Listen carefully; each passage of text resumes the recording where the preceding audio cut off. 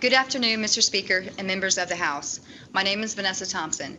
With me today is Kristina Byers Escobedo, Dominique Parks, and D. Antoinette Burns. We are very thankful for the opportunity to speak to you today about a proposal that I submitted to the Pioneer Institute's Better Government competition. Our idea is that women here at the Indiana Women's Prison spend the last 12 to 18 months renovating abandoned homes in Indianapolis, thus solving two critical problems: high recidivism and blighted neighborhoods. I was delighted to be invited by Senator Young in October of 2015 to present my proposal to the Interim Committee on Corrections and Criminal Code. The committee unanimously endorsed my idea, which inspired our public policy class to spend the last 18 months developing the program. We intensely studied housing policy in the United States with emphasis on financing of low-income housing. We were also fortunate to consult with experts such as Habitat for Humanity, Youthbuild, and Englewood Community Development Corporations. Before turning it over to my colleague Dominique, I would like to take the time to recognize and thank the Department of Corrections, especially our Superintendent, Mr. McCauley, and our Commissioner Carter, and also Representative Carly Macer and Representative Greg Stewart-Wald. Without your support, this would not have been possible. Thank you so very much. Thank you, Vanessa. Our vision is to provide a better future for ourselves, our families, and our communities through decent, stable, and affordable housing, made possible by long-term partnerships between religious and philanthropic organizations and incarcerated and formerly incarcerated people who have been trained in building trades. Ultimately, our vision is to become a model for other cities nationwide to replicate. Speaking personally, an opportunity such as this could truly not only help myself, but my family. If I were accepted into this program, I would be trained in building trades and also take character building courses and learn marketable job skills. I would then spend the last 18 months of my sentence as part of a road crew, working with members of the community, rehabilitating abandoned homes. After my release, I would spend another year living in what we call home base, where I would meet regularly with support staff, establish a case plan, and start outside employment. During this period, I would continue restoring homes, including the one that I would one day earn with a mortgage through sweat equity. By the end of this 4-year program, I would have a trade and other skills that I could use long after my release. With my own hands, I would have created a secure place that my children could truly call home, where they could grow and avoid repeating the cycle of incarceration. I would like to thank all of you for giving me the opportunity to speak today. Now, Kristina Byers Escobedo will explain the financing involved with this program. Thank you, Dominique, and another thank you to the entire House and our supporters in the gallery. Each abandoned property costs the city of Indianapolis thousands a year, directly through lost tax revenue, police and fire calls, and property maintenance, and indirectly through increased crime and by demoralizing entire neighborhoods. At the same time, it costs the state over $25,000 every year to keep each woman in prison. To reduce these costs, over the past 2 years, we've researched low-income housing policy in the United States and brainstormed reasons why so many women recidivate.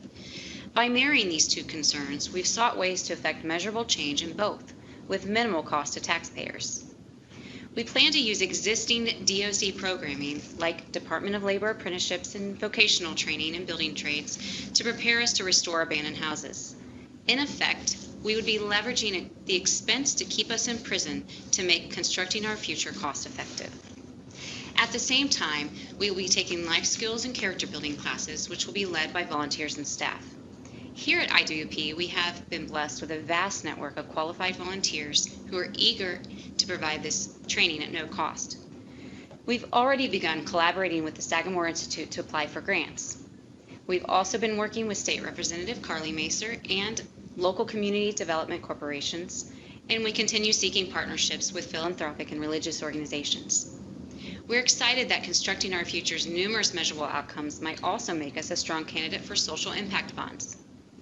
Objective ways to gauge our success include reduction in recidivism rates, reduction in police and fire calls, increases in property taxes that were formerly delinquent, the number of employee participants, the number of community improvement projects completed each year, and the number of women with secure housing.